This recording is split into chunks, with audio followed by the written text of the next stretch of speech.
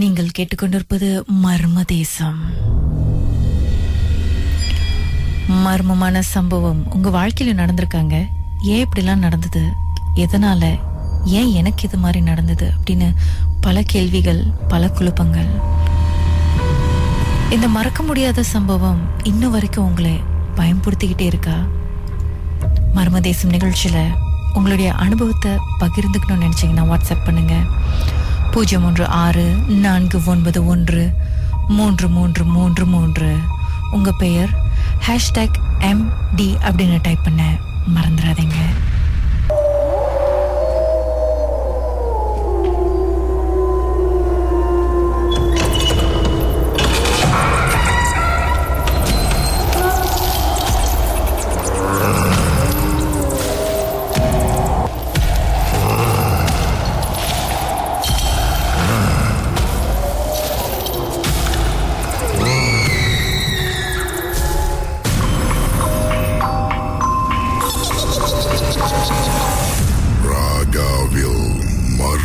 தேசம்.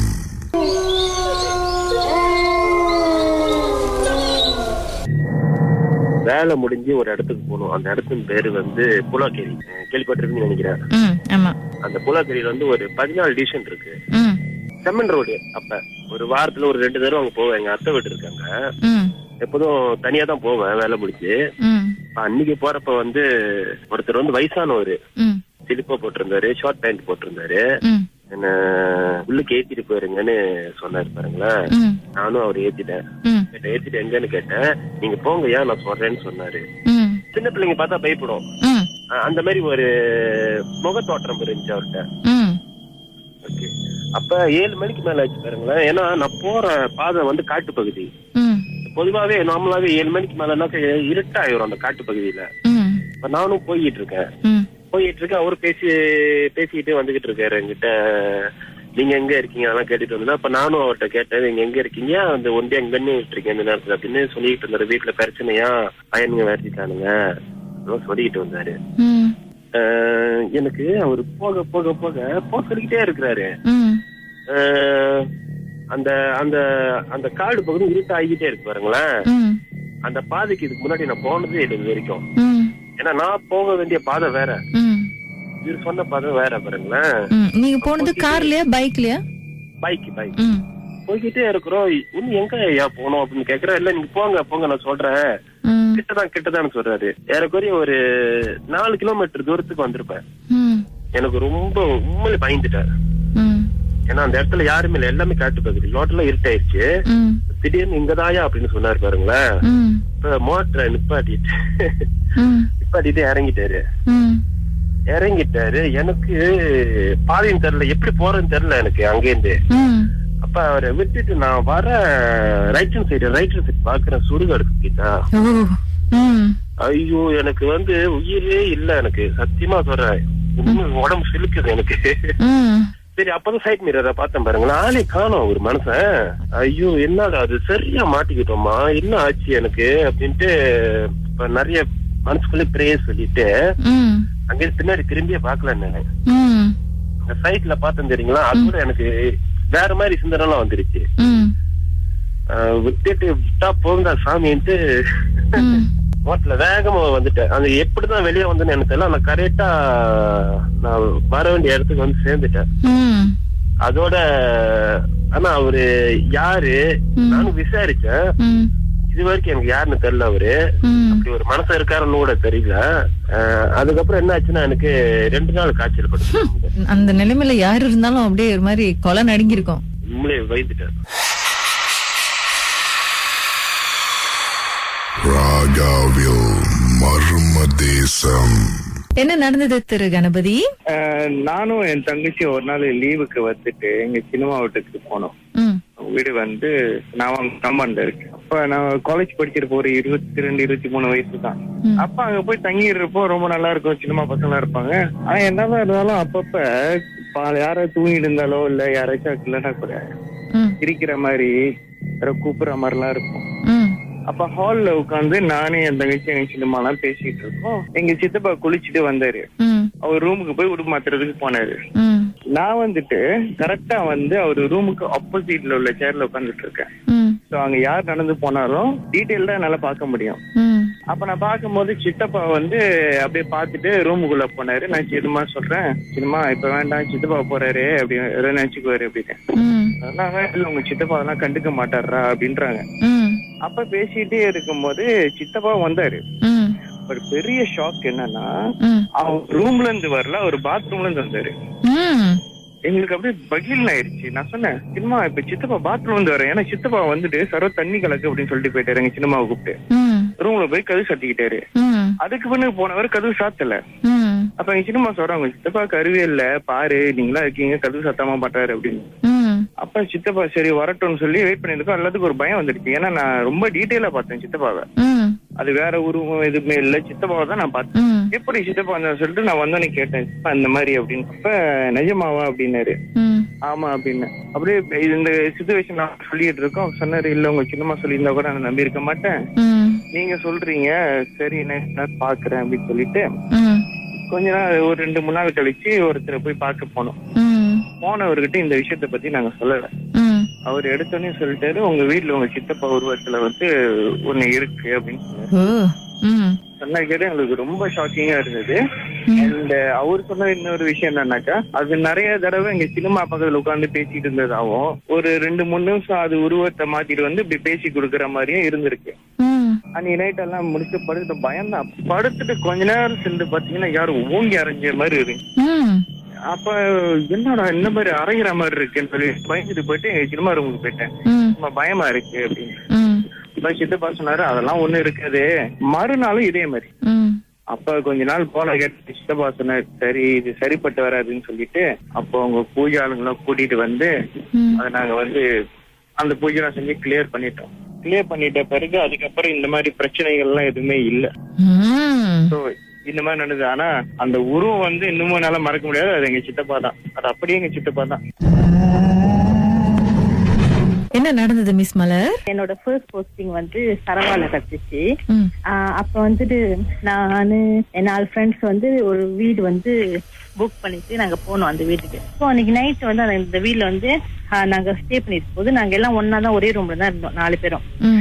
ஸோ அந்த ஒரு மணி ஒரு 11:30 இருக்கும். ஒரு 2-3 பேர் திப்பு அந்த படிமலை ஏறி வந்து அந்த கதுகுட்டை வந்து நிக்கிற மாதிரி எங்களுக்கு ஃபீலா இருந்துச்சு. அப்ப அங்க எங்க தெரியுது அங்க வந்து யாரும் நிக்கிறாங்க அப்படின்ட்டுன்னு. சோ எல்லாத்துக்கும் ரொம்ப பயம் வந்துருச்சு. சோ எல்லாம் ஒண்ணுக்குள்ள ஒண்ணு கட்டி பிடிச்சிக்கிட்டு பயந்துக்கிட்டு ரொம்ப பயந்து போயிட்டோம் அன்னைக்கு.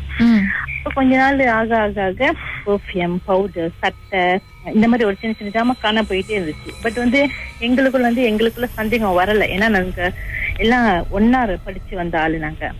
சோ வந்துட்டு இப்படி இருக்கும்போது இப்படிதான் போயிட்டு இருந்துச்சு. ஒரு நாள் நான் என்ன பண்ணேன், எங்க வீட்டுல வந்து ஒரு ரூம் இருந்துச்சு. சோ அந்த ரூம்ல வந்து ஒரு ஈஸி சேர் இருந்துச்சு, ஒரு மேட்ச் இருந்துச்சு.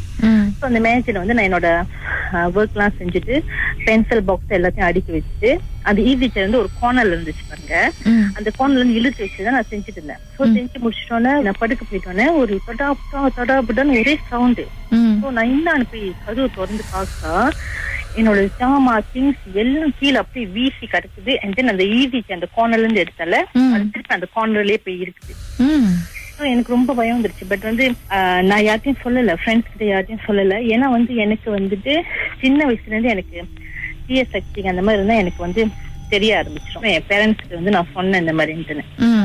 அப்ப வந்து அவங்க வந்து ஒரு மலாய்க்கரை போகும்போது வந்து டைப்பிங்ல போய் பார்த்தாங்க என்னான்ட்டுன்னு. அப்ப அவங்க சொன்னாங்க, இந்த மாதிரி அந்த வீட்டுல வந்து 2 பேர் இருக்காங்க இறந்து போனவங்க, ஹஸ்பண்ட் ஒய்ஃப்.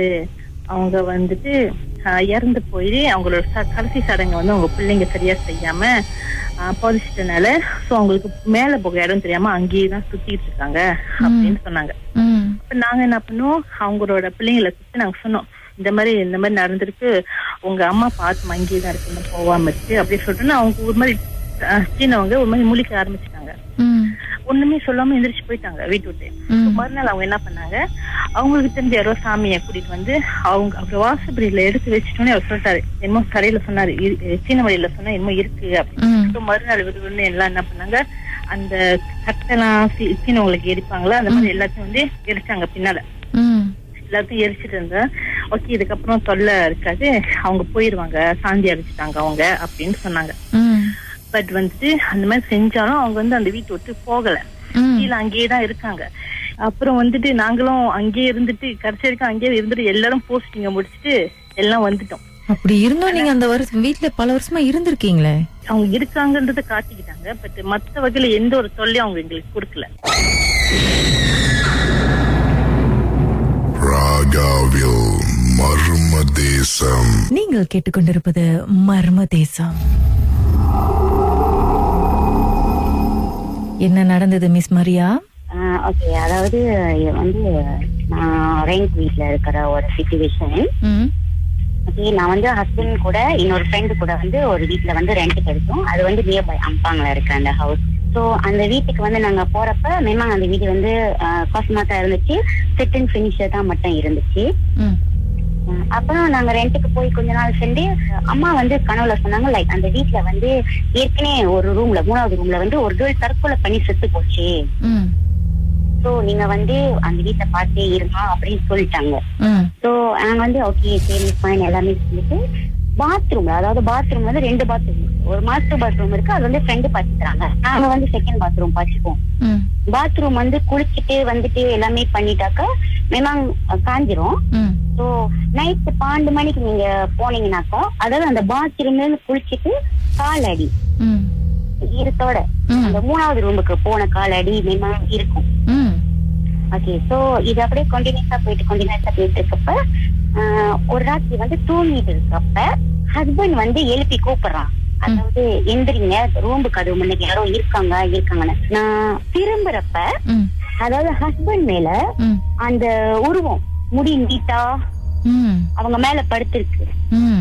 நான் அப்ப சொல்றேன் நீ யாருன்னு நான் கேட்கிறேன். அப்ப அது சொல்லுது, லைக் இது வந்து என்னோட உடம்பு, எனக்கு சேர வேண்டிய உடம்பே நீ வந்து இருக்க. சோ அதுக்கப்புறம் நான் வந்து வேகமா கட்டி ஹஸ்பண்ட் எழுப்பினோன்னு ஹஸ்பண்ட் எந்திரிச்சிட்டாங்க. சோ என்ன எந்திரிச்சிட்டு நான் போய் பார்க்க சொன்னேன், பாருங்க இந்த மாதிரி நடந்துருச்சு என்னன்னு. அப்புறம் ஹஸ்பண்ட் சொன்னாங்க இல்ல ஒண்ணும் இல்ல, சாமி எல்லாம் ப்ரே பண்ணிட்டு படுத்தாச்சு. சோ அதுக்கு மறு வாரம் என்ன நடந்துச்சுன்னா, ஹஸ்பண்டே நான் எல்லாமே தூங்கிட்டு இருக்கப்ப வீட்டுல வந்து ரேடியோ வந்து பிளக்ல வந்து பூட்டி இருந்துச்சு.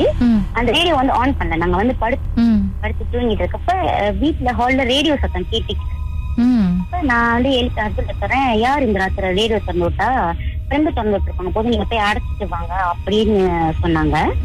அப்புறம் அவங்க போனாங்க, போய் அடைச்சிட்டு வந்துட்டாங்க.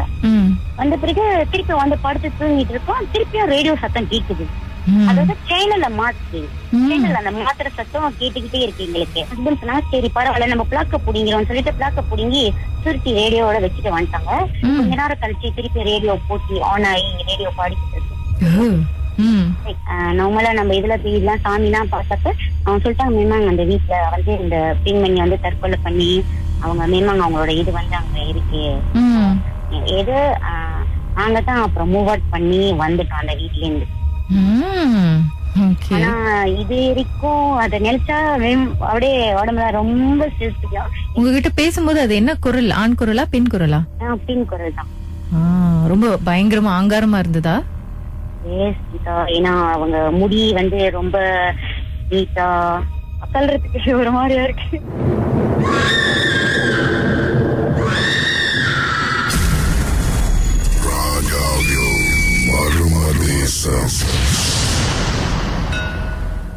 என்ன நடந்தது திருமதி பரமேஷ்? இது வந்து ஒரு காசு கட்டுற ஹாஸ்பிட்டலு. இது அந்த ஹாஸ்பிட்டல் வந்து அப்பதான் புதுசா கட்டிக்கிட்டு இருக்காங்க. கட்டிக்கிட்டு இருந்தோடனே 8 to 5 மட்டும் எடுக்கிறோம், ஏன்னா அந்த பில்டிங் எல்லாம் சுத்தம் பண்ணோம், அப்பதான் கட்டிக்கிட்டு இருக்காங்க அப்படின்னு. அப்ப நாங்க போகும்போது ஒரு அங்கிள் இருந்தாரு, வயசான அங்கிள் தான், தமிழவரு. அவர் வந்து ஜாகா பாத்துக்கிட்டு இருந்தாருங்க. அப்ப நான் காலையில, ஏன்னா எனக்கு வேலை வந்து 8 மணிக்கு தானே, அப்ப எங்க ஹஸ்பண்ட் என்ன செய்வாரு 6 மணிக்கெல்லாம் என்ன அனுப்பி விட்டுருவாரு, ஏன்னா அவரு வேலைக்கு போனோன்னு. அப்ப நான் அந்த அங்கிள் பக்கத்துல ஒரு நாற்காலி போட்டு அங்க உட்காந்து பேசிட்டு இருப்பேன். அப்ப 7:30 மணிக்கு இந்த கதவு திறக்கும் தெரியுமா, சொந்தமா இந்த கண்ணாடி கதவு, அது வந்து 7:30 மணிக்கு கரெக்டா திறக்கும் பாத்தீங்களா. திறந்தோடனே அங்கிள் என்கிட்ட சொன்னாரு, இது சாயங்காலம் 7:30 மணிக்கு ஒரு வாட்டி திறக்கும், அதே மாதிரி விடிய காலையில ஒரு வாட்டி திறக்கும், இது வந்து உள்ளுக்குள்ளது வெளியே போகுதா இல்ல வெளியே உள்ளது உள்ளுக்கு வருதான்னு எனக்கு தெரியல அப்படின்னு அந்த அங்கிள் என்கிட்ட சொன்னாரு. அப்ப அவரு சொன்னாரு, இந்த என்னது, அப்ப நாங்க நார்மலா வேலை செஞ்சுட்டு இருப்போம் பாருங்களேன். அப்ப அவங்க எங்க சூப்பர்வைசர் சொன்னாங்க, இந்த ஹாஸ்பிட்டல் திறந்தோடனே 3 ஷிஃப்ட் ஆக்கிடுவோம், ராத்திரி ஷிஃப்ட் எல்லாம் இருக்கும் அப்படின்னாங்க. அப்ப சில சமயம் மேல போய் ஏதாச்சும் போய் எடுத்துட்டு வர சொல்லுவாங்க பாருங்களேன். அப்ப நான் மேல போய் அந்த எனக்கு கோரங்க அப்படியே நடுங்குது. மேல போயிட்டு ஜாமான் ஏதோ எடுத்துட்டு வர்றப்ப பின்னால யாரும் நடந்து வர்ற மாதிரி அந்த சத்தம் கேட்கும் தெரியுமா, நடக்கிற சத்தம். அந்த மாதிரில நான் யோசிச்சேன், நம்மளால இப்ப 8 hours செய்ய முடியல, 3 ஷிஃப்ட் எங்க நம்ம செய்ய போறோன்னே. அப்ப விறுவிறுன்னு ஓடியாந்துருவோம் பாருங்களேன் கீழே. அப்ப இன்னொரு நாள் அப்ப அந்த அங்கிள் அந்த படிக்கட்டு எல்லாம் செய்ய அவர் கொஞ்சம் இன்னும் கொஞ்சம் முன்னுக்கு அந்த ஸ்லைடிங் டோர் கிட்டயே மேஸ்கே போட்டுக்கிட்டாரு. ஏன்னா பக்கம் இங்க படிக்கட்டு எல்லாம் செய்யறாங்களா, அதனால கிட்டத்திலேயே உட்காந்துக்கிட்டோம் அந்த கதவு கிட்டே. 7:30 மணிக்கு ஒரு வாட்டி அந்த கதவு திறந்துச்சு பாருங்க. ஐயோ, அந்த ஐஸ் பட்டி திறந்த அந்த ஜில்லுன்னு அந்த காத்து வரும் தெரியுமா, அந்த காத்து வந்து உள்ளுக்கு இருந்து வெளியே போகுது 7:30 மணிக்கு. ஐயோ, எனக்கு அப்படியே சிலுத்துருச்சு. அந்த காத்து அப்படியே ஐஸா இருக்கு. அந்த காத்து அப்படியே உள்ளுக்கு இருந்து அப்படியே அழகா வெளியே போகுது. ஏன்னா நம்ம கதை பக்கத்துலயே தானே உட்காந்துருக்கேன். நான் சொன்னேன், ஐயோ அங்கிள், இது வெளியே இருந்து உள்ளுக்கு வரல, உள்ளுக்கு இருந்து வெளியே போகுதுன்னு எப்படி தெரியும்? நான் சொன்னேன், இப்பதான் நான் பார்த்தேன் அந்த காத்து ஜில்லுன்னு வெளியே போகுதுன்னு. ஐயோ கடவுளே, நீங்க நம்புறீங்களோ இல்லையோ, அதோட 3 ஷிஃப்ட் ஆக்க போறாங்கன்னா வேலையை விட்டு நின்றுட்டேன் நானு பயந்துகிட்டு. ஏன்னா இந்த மாதிரி இருந்தா எப்படி வேலை செய்யறது? அப்புறம் அவரு சொன்னாரு, ஏற்கனவே இந்த ஹாஸ்பிட்டல் கட்டாதுக்கு முதல்ல ஒரு பொம்பளையா என்ன கொண்டுட்டாங்க அப்படி இப்படின்னு என்ன சொல்லிட்டு இருந்தாரு. நான் சொன்னேன், ஐயோ இந்த மாதிரினா எப்படி 3 ஷிஃப்ட் எல்லாம் வேலை செய்ய முடியாது. நானே பார்த்தேன் பாருங்களேன், அந்த ஜில்லுன்னு அந்த ஐஸ் பெட்டியில இருந்து ஐஸ் கட்டி எப்படி வெளியே போகுதோ அதே மாதிரி ஜில்லுன்னு ஒரு காத்து வெளியே போகுது. அந்த கதவு அழகா திறக்குது பாருங்க. என்னமா அந்த நம்ம காலு எங்க கிட்ட பண்ணாதானே அது திறக்கும். அது ஒண்ணுமே இல்ல, அது வாட்டுக்கு திறக்குது பாருங்களா. அந்த உள்ளுக்குள்ள பொருள் வந்து அப்படியே வெளியே போகுது. அதை பார்த்தோன்னே ஐயோ அந்த ஈரக்கொலையெல்லாம் நடுங்க இருக்கு. அதான் அந்த அங்கிள் சொன்னாரு, நான் ஏன்னா 7:30 மணிக்கு அங்கதானே உட்காந்துருந்தேன், வேலை 8 மணி. அவர் சொல்றாரு, இது வந்து 7:30 மணிக்கு காலையில திறக்குது, 7:30 மணிக்கு சாயங்காலம் திறக்குது. ஆனா அவர் சொன்னாரு, உள்ளுக்குள்ளது வெளியே போகுதா இல்ல வெளியே வருது உள்ளுக்கு வருதான்னு தெரியலன்னு சொன்னாரு. நாங்க அந்த கதவு கட்டி நான் உட்காந்துருந்ததுனால அன்னைக்குதான் நான் பார்த்தேன், அந்த உள்ளுக்குள்ளது வந்து வெளியே போகுது. அது அப்படியே ஜில்லுன்னு போகுது அந்த காத்து. இத்தனைக்கும் அவங்க ஃபேன் இல்ல, ஏக்கோன் இல்ல, ஒண்ணுமே இல்ல. ஏன்னா எல்லாம் பில்டிங் வந்து புதுசா கட்டிக்கிட்டு இருக்காங்க பாருங்களேன்.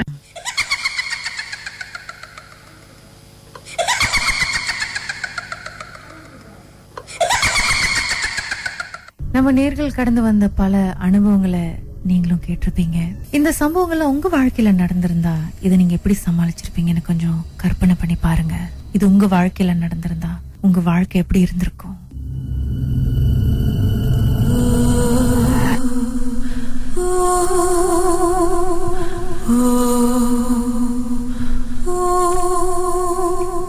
உங்க வாழ்க்கையில இந்த மாதிரி மர்மமான சம்பவம் நடந்திருந்தா அதை எங்களோட நீங்க பகிர்ந்துக்கணும் அப்படின்னு நினைச்சா எங்களுக்கு நீங்க வாட்ஸ்அப் பண்ணலாம். 036 491 3333. உங்க பேர் அதுக்கப்புறம் #MD அப்படின்னு டைப் பண்ண மறந்துடாதீங்க.